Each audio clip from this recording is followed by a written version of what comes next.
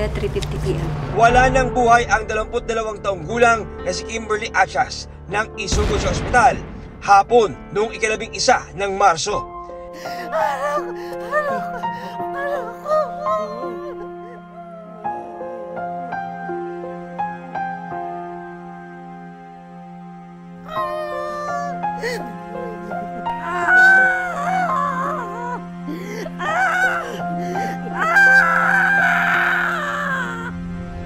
Ligtas naman ang kanyang 9 na buwang gulang na anak na si Maya.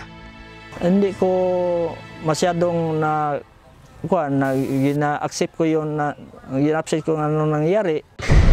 Sino ang walang awang pumatay sa biktima? Kwento ng ama ni Kimberly na si Rodolfo. Nasa high school noon ang anak nang naging malapit sa isang kapitbahay na kinilalang si Edison Hamisola. Sipag natin mag-aaral eh. At least ako nag-aaral, hindi pa tambay-tambay. Alam mo, hindi ako tumatambay dito, hindi kita makikita dito. Hindi na ako magpakatino ka muna. Si Kimberly, nag-eskwela sa Lakeview Academy, magsakay sa kuan ka ng bus, and then mo drop siya, so atangan sa ni Edson diya sa dalan, then mag-kuan siya, iya din nga sabayan si Kimberly paingon sa balay. Isipin mo naman kami, anak. Kwento pa ni Rodolfo, taong 2019 nang ipinasok si Edison sa isang rehabilitation center. Anong mangyayari sa'yo kung patuloy kang gagamit? Anak, parang awam na. Rehab siya doon sa Batangas. Ganun nalaman ko sa kanya. Dati siya naggamit ng droga.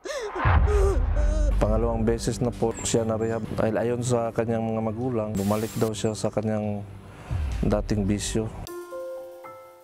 Nang makalabas sa rehab, muling nag-cruise ang landas nila Kimberly at Edison taong 2021. Bumalik ka na pala. Oo. Laking pasalamat ko nga sa nanay ko, hindi niya ako binitawan habang sa rehab ako eh. Akin na yung mga libro mo. Ako na magbubuhat niyan. Hatid tayo ta. Tara.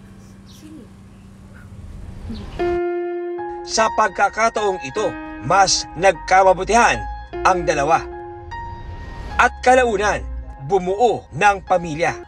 Tay, aninindigan ko po si Kimberly. Dapat lang. Sorry po, Tay. Sorry, Nay. Mag-aaral pa rin naman po ako. Hindi ko po pababayaan yun.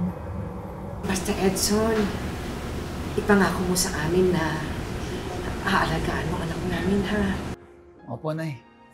Wala tayong magawa, sabi ko sa kanila. Akin, kasi nangyari na yon, wala, okay na lang sa akin. Kahit buntis ka, magpadayang gag-aral. Kahit nagdadalang tao, nagpatuloy si Kimberly sa pag-aaral sa kolehiyo. Kakain na tayo. Third year college si Kimberly at kumukuha ng kursong education. Ang gusto niya, maging teacher siya. Education ang kinuha eh. Ayon kay Rodolfo, matayog ang pangarap ng anak. Kahit walang pocket money o baon, pa-eskwelan lang kuno siya, pa-eskwelahon lang. Estudyante si Kimberly habang umi-extra sa lechonan ng manok si Edison para may pagkakitaan. Si Edson, mabait man yung tao. Doon siya nagkatira sa aking bahay. Ayon kay Rodolfo, sa tuwing papasok si Kimberly sa paaralan, dinadala ni Edison ang kanilang anak na si Maya sa bahay ng tiyuhin nito sa Purok Siyam, ang bahay kung saan naganap ang malagim na krimen. Sa patuloy na investigasyon ng mga pulis, napag-alaman na mayroong closed-circuit television o CCTV camera sa nasabing bahay. Ang CCTV naging piping saksi sa malagim na krimen. Ano ang mga tagpong nakunan ng CCTV?